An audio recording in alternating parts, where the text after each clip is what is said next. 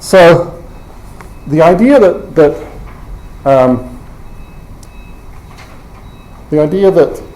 Bob is trying to press on Rorty here is the idea that there can be a kind of dual relation between the facts and our claims about the facts. So both a kind of a semantic or conceptual relation and a causal relation. So Bob wants facts to have this kind of dual role, providing both causes and normative constraints. And it seems to us that what this portrays, this thought that there could be this kind of dual role, is a residual attachment to something like the Eleatic picture, a picture which accords this kind of priority to those particular kinds of facts which figure in as it were, the natural or causal order. So for Rorty, facts are something like projections of endorsed vocabularies. So as it were, the vocabulary comes first and the states of affairs come second. So the world isn't fact-like in and of itself, as it were, though it is causal, at least in one sense of the term world. But it isn't fact-like from any stance outside our vocabularies. But this wouldn't be a problem as long as the factual and the causal lined up, as long as there was a kind of association between the two, as they do in the Eleatic picture.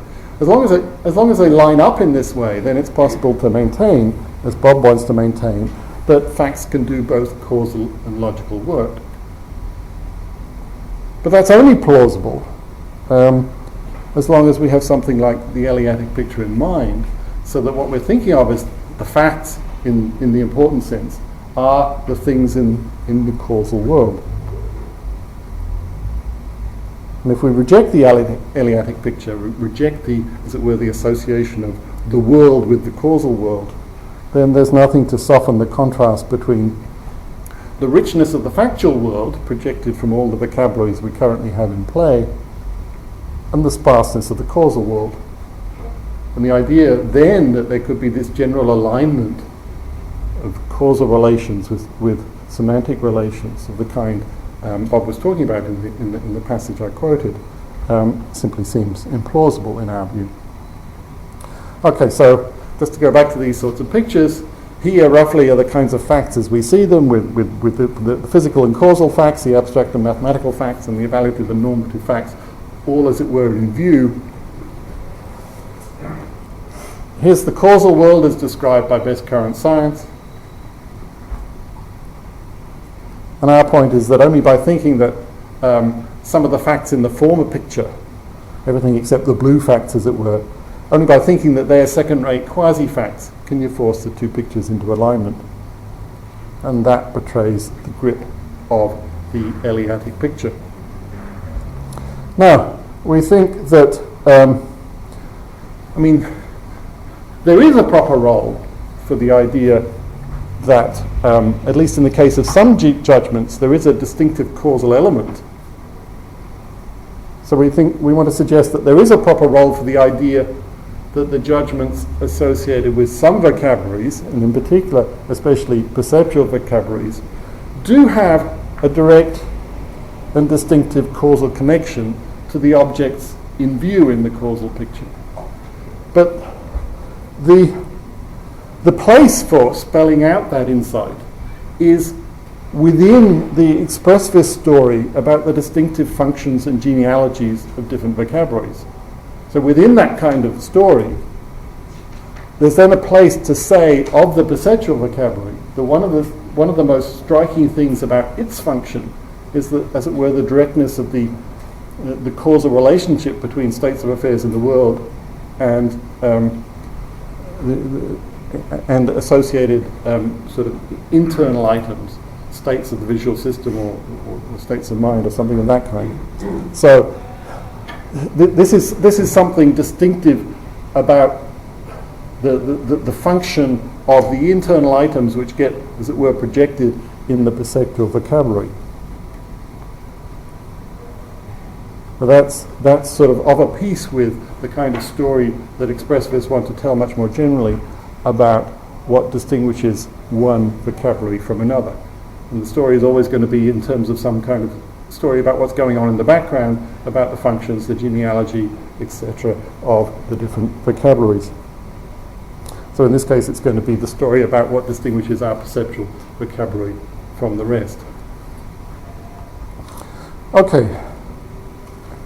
So in a sense we're now back to where we began, with the expressivist proper response to the charge that minimalism makes everything the same. And our conclusion is that, on the contrary, expressivism provides the proper theoretical framework for drawing the needed distinctions, for explaining the underlying differences in the rich plural world of the manifest image. So what we need to explain those differences is not metaphysics, but expressivism. We need to focus on the difference between the vocabularies, and in particular the difference in the genealogies and the functions of the different vocabularies. But parce quasi-realism, it needs to be a global expressivism, not a kind of limited or local expressivism. Okay, that's it.